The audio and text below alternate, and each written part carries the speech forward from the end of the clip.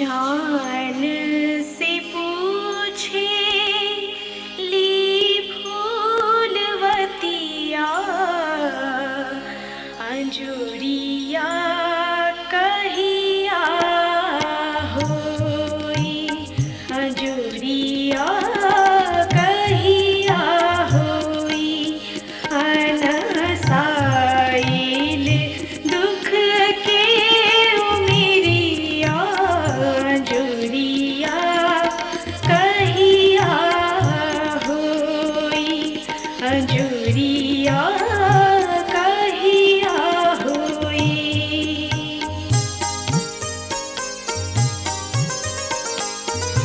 एक तामावस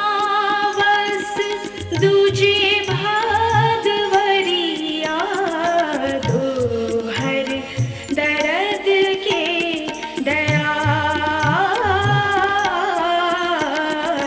दोहर दर्द के दयार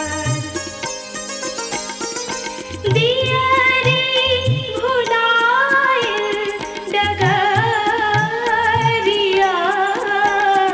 अंजुरिया कहिया होई अंजुरिया कहिया होई अंजुरिया कहिया होई।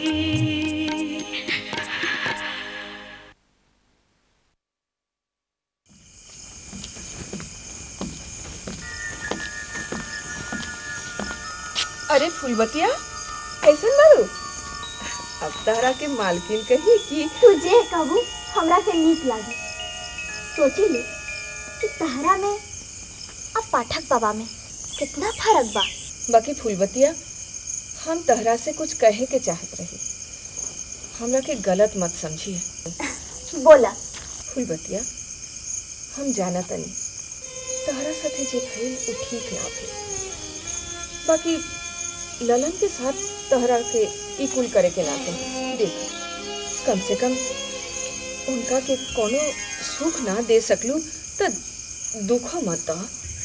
अभी कुल छोड़ी आ ये बताई कि तहार गली में पूजा सब बता गए। हाँ सब बता गई काले तो देखनी करीम गोपी हरी पुर्जा बांटत रहे लोग। बाकी फूलबतिया हमरा तो त्रिलोकी सिंह के लेके चिंता लागल बा। हाँ हमो सोचा तानी कि कुछ दिन में त्रिलोकी सिंह जी पटना जाए वाले बाड़े ही भी सब काम हो जाए के चाहिए। ठीक कहता रे भले त्रिलोकी सिंह तनी उदार बाड़े बाकी इतना ना उदार हो सकेले कि सौ से गांव के कर्जदार के अभी कुल राह पर बतियावल ठीक नहीं थी कहीं त्रिलोकी सिंह जी के कान में तनिको भनक पड़ जाए तो सब गड़बड़े हो जाए। अच्छा चली ले ठीक बा जाए लेकिन एक बात के ध्यान रखिए ये बात के तनिको पाठक बाबा के भनक ना मिली। ना ना बिल्कुल ना तू एकदम नी फिकिर जा जाए। ठीक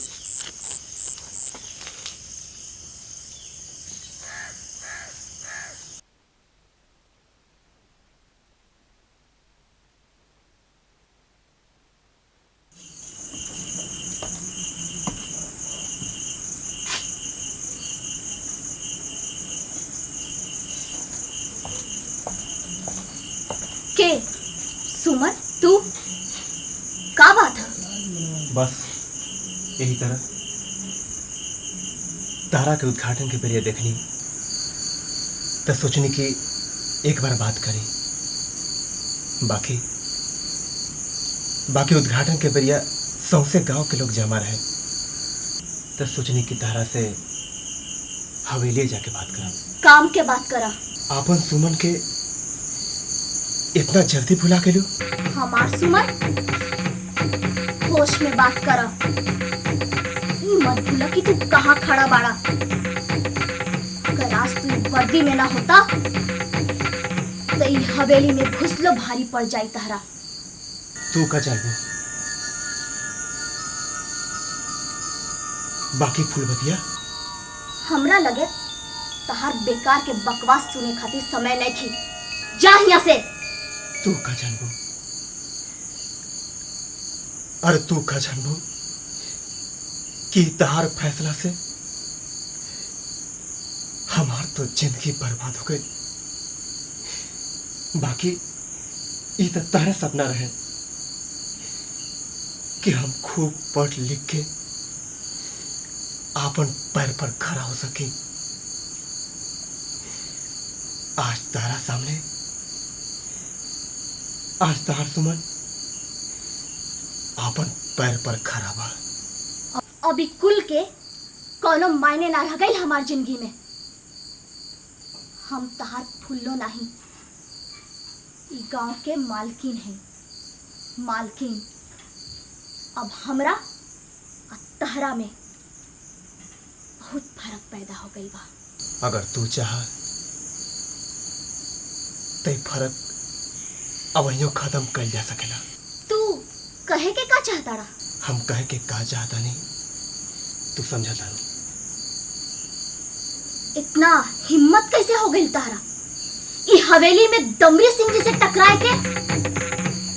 चार दिन वर्दी देह पर से उतर जाइनु फिर तार सब हेकड़ी खत्म हो जाई।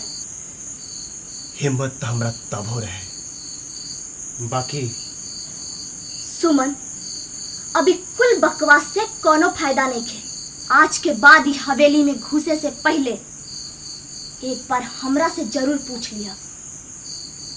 फिर ये मत कहिया कि फुलवतिया तहरा के आगाह ना कैलस। तू का जानबू कि तहारी फैसला से बस अब जा यहाँ से, हमारा आराम करके बेरा हो गई।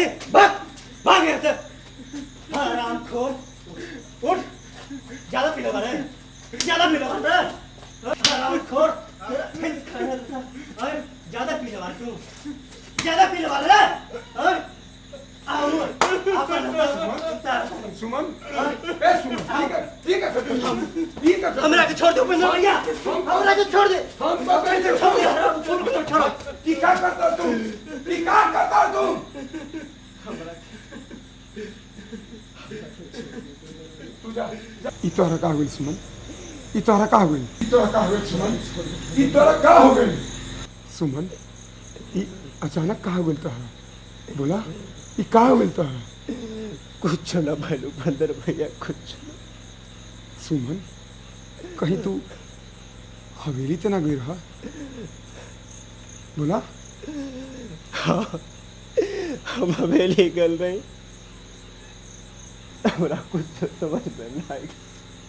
फुलवतिया के गुस्सा, हवेली के गुस्सा एक गरीब पर काहे उतारत रहा?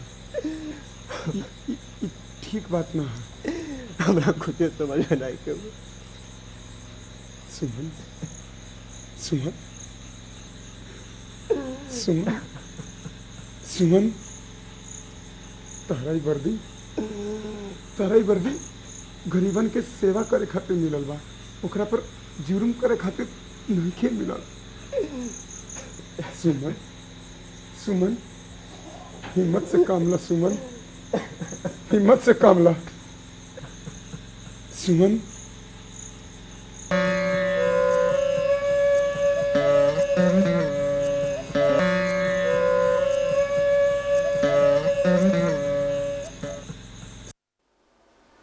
प्यारे दर्शकों, अंजुरिया कहिया हुई कि 26वीं कड़ी आज आपने देखी।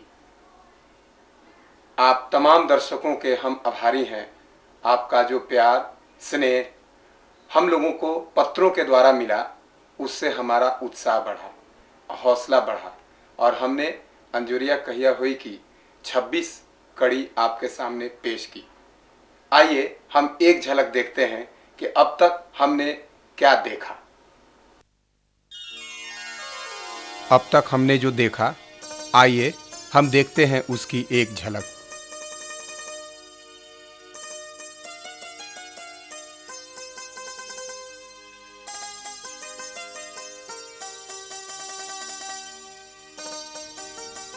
आज की औरत की व्याथा कथा कहते इस धारावाहिक की कहानी में जहां एक तरफ जीवन अपने आह्लादकारी क्षितिजों को छूता है, वहीं दूसरी तरफ इस कथा में वेदना, बेबसी के साथ साथ संवाद और गंवैये हास्य रस का अनूठा समावेश आपने देखा। धारावाहिक की मुख्य नायिका फुलवतिया बचपन से अपने माता पिता के साये से महरूम हो चुकी। अब वो अपने मामा ललन और मामी शारदा के लिए सिर्फ एक बोझ है। मामा के अंदर का प्यार कभी कभार करवटें भी लेता है, तो मामी की जलालत भरी हरकतें मामा को सब कुछ अनदेखी कर देने को विवश करती है। पाठक बाबा दमरी सिंह का परम भक्त और गांव का अगुआ है। पंडित होने के नाम पर प्रश्न चिन्ह लगाता पाठक बाबा कथा कहने से ज्यादा रुचि लड़के लड़कियों को शादी कराने में लगते हैं। पाठक बाबा अपनी घिनौनी चाल चलता हुआ फुलवतिया की शादी दमरी सिंह से करने की बात करता है। बेचारी फुलवतिया अपने साथ होती सारी घटनाओं को चुपचाप देखती रहती है। इधर राधे मोहन सुमन के पिता को जब ये पता चलता है कि फुलवतिया की शादी दमरी सिंह से तय हो गई, तो उन्हें बड़ा आश्चर्य होता है। कमला फुलवतिया को समझाती है, लेकिन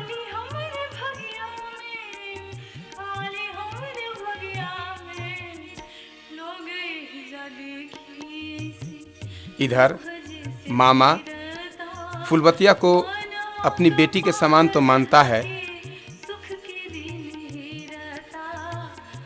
जहां दमरी सिंह बहुत खुश है अपनी शादी के लिए, वहीं वो परेशान भी है कि आज पहली बार उसे चंपापुर ग्राम पंचायत में जाना होगा। चंपापुर गांव में किसी की हिम्मत नहीं जो दमरी सिंह से आंख उठाकर बात कर सके, पर पाठक बाबा दमरी सिंह को समझाते हैं कि देखिए, मैंने कैसी चाल चली कि फुलवतिया स्वयं चलकर आपकी बाहों में चली आई।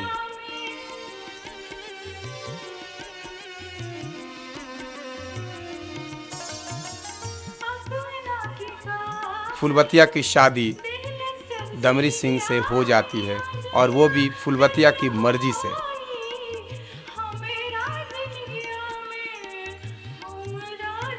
वो दमरी सिंह से शादी नहीं करती तो फिर इस गांव में कौन ऐसा है जो उसकी जिंदगी को बचा सके, उसकी जिंदगी को अपनी जिंदगी समझ सके।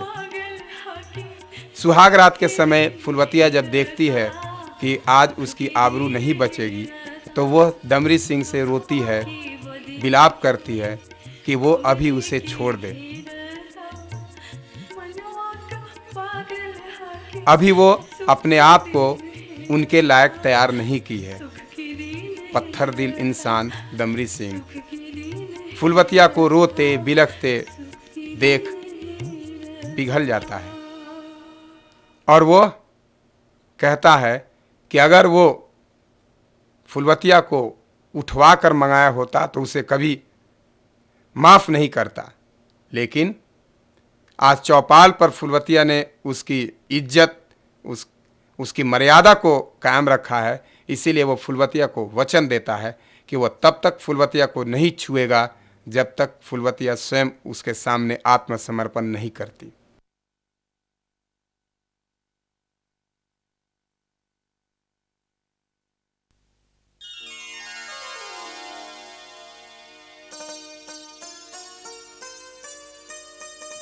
फुलवतिया जब पहली बार गहनों से लदी बाहर आती है तो उसे लगता है कि वो आज एक इंसान के रूप में, सारे लोग उसका अभिवादन करते हैं, आदर करते हैं। अब वो फुलवतिया जो गोबर पाथने वाली फुलवतिया थी, अब चंपापुर गांव की मालकिन बन गई। एक दिन दमरी सिंह किसी कार्यवश दिल्ली जाता है और वो फुलवतिया को समझाता है कि आज से यह पूरा गांव, चंपापुर, ये हवेली सब उसके हाथ में है।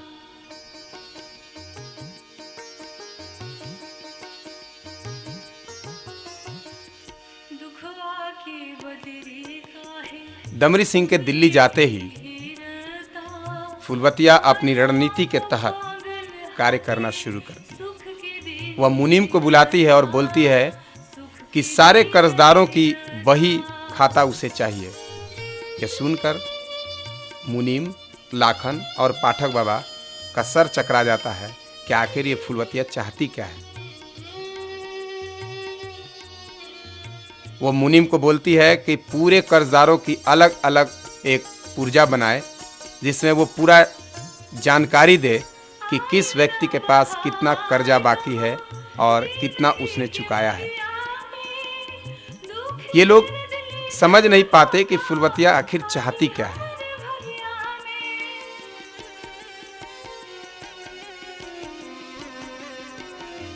इधर शहर में अचानक रवि और सुमन की नज़र त्रिलोकी सिंह पर पड़ती है। त्रिलोकी सिंह जो दमरी सिंह का छोटा भाई है। सुमन अपनी पूरी कहानी दमरी सिंह के भाई को, त्रिलोकी सिंह को बताते हैं। त्रिलोकी सिंह यह निर्णय लेता है कि वो एक बार फिर चंपापुर आएगा। इधर फुलवतिया के बदलते तेवर को देखकर पाठक बाबा यह निर्णय लेता है कि वह त्रिलोकी सिंह से मिलेगा और वो सारी बातों से उन्हें अवगत कराएगा। उपेंद्र और कमला और करीम, गोपी, हरी, ये सारे लोग मिलकर फुलवतिया के साथ गांव के विकास में लग जाते हैं। इधर दमरी सिंह को जाते ही उसका लठैत लाखन अपने आप को दमरी सिंह से कम नहीं समझता। वह अचानक गांव की लड़की चमेली के साथ छेड़छाड़ करता है और उसकी इज्जत लूटना चाहता है। चमेली अपने आप को बचाती, रोती विलखती हवेली पहुंचती है फुलवतिया के पास। चमेली को इस तरह से रोते विलखते देख फुलवतिया उसका विरोध करती है और वह चमेली को लेकर चौपाल पर आती है, जहां लाखन अपने कार्यों पर हंसता हुआ बहुत खुश है। बेतहाशा फुलवतिया लाखन को चाबुक से मारते हुए उसे इस बात का एहसास दिलाती है कि आज के बाद चंपापुर में कोई किसी बहू बेटी के ऊपर अगर आंख उठाकर देखा तो उसकी दोनों आंखें निकाल देगी। मामा फुलवतिया से रास्ते में मिलता है और उसे कहता है कि एक बार चले अपने घर में जहां मामी उसकी बीमार पड़ी है, लेकिन फुलवतिया नहीं जाती। उल्टे वह अपने लठैत को भेजती है। मामा फुलवतिया से मिलने हवेली पहुंचता है, लेकिन वहां भी उसे निराशा ही हाथ लगती है। त्रिलोकी सिंह के लाख समझाने के बाद भी फुलवतिया मामा को नहीं बख्शती और उसे घर से बाहर निकाल देती है। इधर सड़क का उद्घाटन त्रिलोकी सिंह के द्वारा होता है। सारे गांव वाले त्रिलोकी सिंह का अभिवादन करते हैं और धीरे धीरे चंपापुर गांव विकसित होता चलता जाता है। हम फिर आपके सामने लेकर आएंगे अंजुरिया कहिया हुई की आगामी कड़ियां। तब तक के लिए हम आपसे विदा चाहेंगे। हम मिलेंगे जरूर एक बार फिर, क्योंकि कहानी अभी खत्म नहीं हुई। अभी फुलवतिया को बहुत कुछ करना है। दमरी सिंह को आना है, पाठक बाबा, उपेंद्र, कमला त्रिलोकी सिंह, इन सबों का क्या हुआ, इस कहानी का अंत क्या है, ये आप जरूर देखें। हम फिर मिलेंगे एक अंतराल के बाद अपनी अंजुरिया कहिया हुई की अगली कड़ियाँ लेकर। तब तक के लिए हम आपसे विदा चाहते हैं।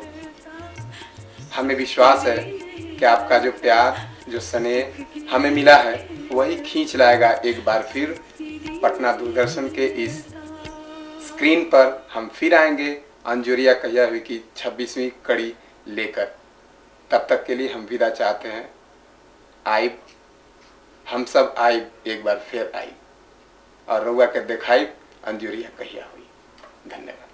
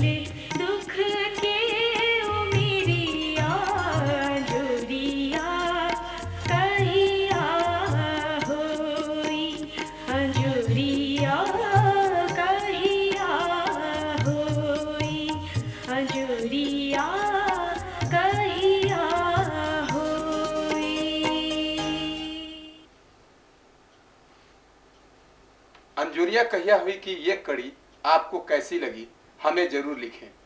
हमारा पता है Notre Dame communication centre, Pataliputra colony, Patna 8,13,000। धन्यवाद।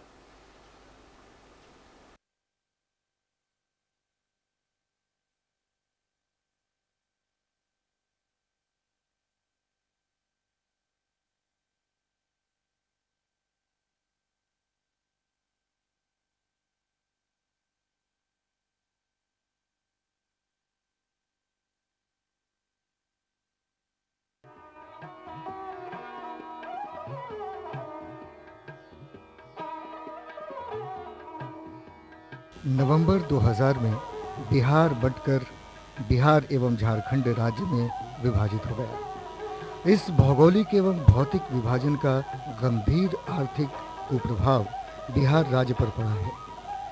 विभाजित बिहार में लगभग 75.49% आबादी रह गई एवं शेष 24.51% आबादी नवगठित झारखंड राज्य में चली गई। इसके एवज में कुल क्षेत्रफल के लगभग 54.15% बिहार राज्य में रहा और शेष झारखंड राज्य में चला गया। संपूर्ण औद्योगिक एवं खनिज क्षेत्र झारखंड राज्य में चले गए। अविभाजित बिहार में लगभग 3,900 करोड़ का खनिज उत्पादन होता था, जिसका मात्र लगभग 25% बिहार में अब हो रहा है। कर एवं गैर कर प्राप्ति और राजस्व संग्रहण पर विभाजन का कुप्रभाव पड़ा है। ये आंका गया है कि प्रतिवर्ष वर्तमान में कर प्राप्तियां कुल 1420 करोड़ और अन्य प्राप्तियां 874 करोड़ का ह्रास बिहार में हुआ है। भारत सरकार के आर्थिक